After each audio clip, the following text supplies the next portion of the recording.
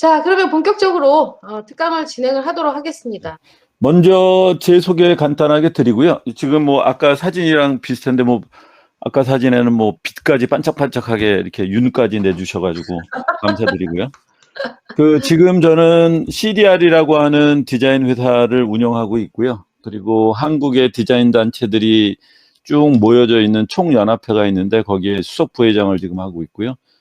지금 학교는 연세대학교 디자인예술학부랑 이화여대 디자인대학원 겸임하고 있고 서울대학교 대학원에 강사로 나가고 있어요. 뭐 그 외에 이제 저는 이제 여러 가지 외부 관련된 일들을 좀 많이 했고요. 여러 가지 기관이라든가 이런 부분들, 그리고 제가 하는 일 같은 부분에서는 뭐 여러 국내외 상이라든가 이런 것들을 꾸준하게 수상을 해 오고 있습니다. 그래서 아까 말씀하셨던 노땅 계열은 맞는데요. 이 회사를 설립하지는 않았고요. 그래서 그거에 대한 설명을 좀 간단히 드리기 위해서 먼저 저희 회사 홈페이지를 잠깐 보여드리도록 할게요. 뭐 다 옛날 거 얘기하셨는데 최근에 이제 뭐 했던 거가 이제 여러분들이 다 욕하셨던 아이서울유 같은 브랜드 저희가 했고요. 이거 같은 경우는 좀 상을 받았는데 영상을 한번 살짝 보시죠. 뭐 이게 앞에가 오징어 게임 하기 전에 저희가 만들었어요. 네, 그래서 보여드리는 거예요. 왜요? 동영상이 아니구나. 이거 이거 로고 영상이고 동영상을 만든 게 있는데 그걸 안 올려놨네요. 이럴 수가. 있지 않을까요? 그걸 올려놓지 않았어요. 저런 비메오라든가 이런 쪽에 올려놓지 않았고 이거 약간 그 오징어 게임에서 이거 보고 한 것 같은 느낌이 들었습니다. 이제 이게 수원 미술관이라서 수원의 시옷과 이음, 미술관의 미음, 그래가지고 조형이라고 하는 것이 사실은 가장 많이 얘기하는 부분이 삼각형 원 네모를 많이 활용을 하는데 너무 뻔한 조형을 어떻게 좀 차별화되게 할 것인가라고 하는 부분에 저희가 좀 고민을 해서 이것들을 갖다 같이 연결을 좀 하는 그런 컨셉으로 가야겠다라는 걸로 했죠. 그래서 뭐 네모, 동그라미, 세모는 많이 사용할 수 있는 조형인데 우리가 이제 이걸 연결해서 이걸 아까 뭐 어떤 건 크고 적게 하면서 좀 했는데 이게 나름대로 반응이 좋아서 뭐 세계 디자인상들 꾸준히 좀 받았었고요. 그래서 받아가지고 받고 있는 중에 갑자기 오징어 게임이 나와가지고 그런 일이 있어서 좀 보여드리는 거고요. 여러분들이 제일 많이 보시는 게 이 친환경, 그리고 술 드시면 보시는 빈병 이런 거, 이런 KC 마크, 이런 인증 마크 같은 것들 다 저희가 진행을 했고요. 아시안 게임 때도 저희가 있고 DDP 가시면 그렇고 인천대학교 뭐 세종시 충남 뭐 토스트 드실 때 이삭 뭐 하여튼 눈에 띄는 대부분의 프로젝트들만 서울대병원 뭐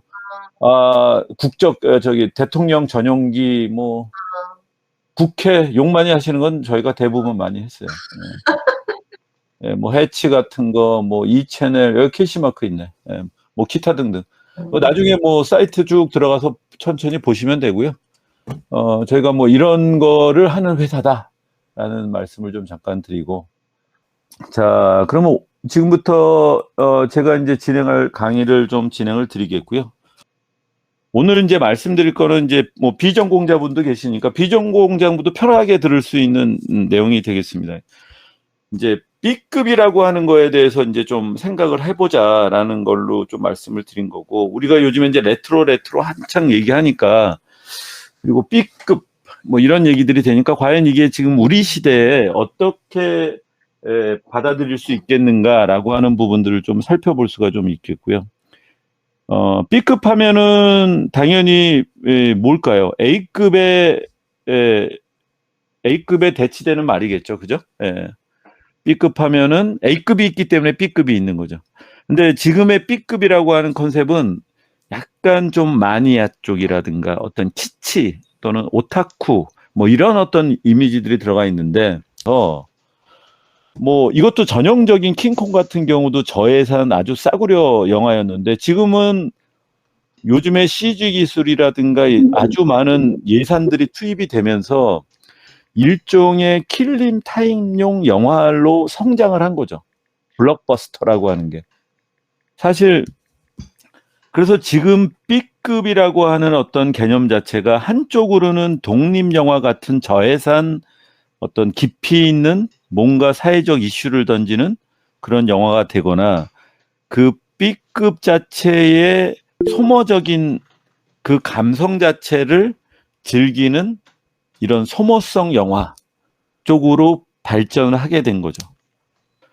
우리가 그래서 이런 레트로 광고를 하는 이유 중에 하나가 이 레트로 광고는 결국에 현재를 팔기 위해서 과거를 활용하는 기법이죠. 이런 레트로 디자인이라는 것은 결국에 현재 여러 가지 어떤 디자인의 경험들을 갖다 팔기 위해서 과거를 어떻게 활용하는 거고, 여기서는 단순하게 어떤 향수, 노스텔지아를 갖다 파는 것 이상의 뭔가 새로운 발견이 꼭 필요하다는 거예요. 레트로라고 하는 것이 무조건 뭐 레트로면 다 좋은 게 아니라 그런 레트로적인 오래된 스타일에서 어떻게 새로운 것을 재발견할 것이냐. 그래서 이 부분 같은 경우에서는 좀 시간을 초월하는 어떤 소비자 가치와 연결하고 본질을 어떤 유지하는 현대화된 공동체를 만들어내는 거죠. 이런 걸 좋아할 수 있는 어떤 커뮤니티 같은 거, 그런 분위기를 만드는 것들이 중요하죠. 그래서 뭐 이건 광고의 얘기긴 하지만 이런 것들이 결국에 리바이벌 디자인이 되는 거고 컴백 디자인이 되는 거죠. 그래서 이런 것들이 브랜드라고 하는 것들, 우리가 전체적으로 보면 모든 게 다 브랜드인데, 뭐 여러분도 하나의 브랜드이기도 하는데 이런 부분의 어떤 활성화에 기여를 한다. 근데 이제 이런 레트로 광고, 그다음에 이런 부분들이 하나의 어떤 원칙들, 원리를 갖고 있는데, 아까 얘기했던 그 맥심의 마오병의 한정판 굿즈 같이 어떤 한정성이 있어야 된다는 거죠. 희귀성이라는 게 보완이 돼야지 되고, 뭐 너도 나도 다 그냥 그렇게 해버리면은 그 매력이 떨어진다라는 거죠. 그리고 좀 신비해야 되고, 어떤 증폭성, 그러니까 증폭성이라고 하는 것은 구전 마케팅이라든가 이런 것들에 대한 어떤 파괴력이 있어야 되고, 특히 요즘에 SNS가 활성화되고 있을 때 특히 이런 레트로적인 게 되고 있는 이유들이 바로 그런 내용들이에요. 그래서 이런 증폭성이 있기 위해서는 결국에 이게 재밌거나 어떤 장난기가 있어야 되는 그런 내용들이 돼야 되는 거죠. 그래서 이런 레트로 광고 마케팅에서 이제 스티븐 브라운이라는 사람이 이제 이런 이야기를 뭐 벌써 2000년 초반에 그런 얘기를 했는데, 결국에 2000년대도 우리가 아까 얘기했던 것처럼 세기 말에서 세기 초로 넘어가는 그런 시점에서 이미 그런 것들이 태동이 됐고, 지금은 그게 하나의 어떤 방식으로서 계속 사용되고 있는 기법인 거죠. 결국에 이 것들이 되는 이제 결론적인 얘기를 하게 되면은 인간의 어떤 보편적인 욕구에 소구를 하고 있고, 그리고 그 레트로라고 하는 것 자체, 이런 대안적인 어떤 문화 자체는 결국에 기존의 어떤 지배적인 그런 부분 대비해서 뭔가 나에게 무언가가 있다라고 하는 어떤 심리적인 위안, 내가 아주 알고 있고 친숙한 이런 심리적 위안을 제공을 하고 있고, 그리고 또 소비 문화의 주체로서 7080의 어떤 그런 부분들, 그 다음에 아까 MZ 세대는 또 새로운 것을 갖다 느끼는 그런 부분들, 뭐 이런 상황적인 부분 때문에 이런 레트로 디자인에 관련된 부분들이 많이 먹히고 있다라고 봐야 되는 거고요.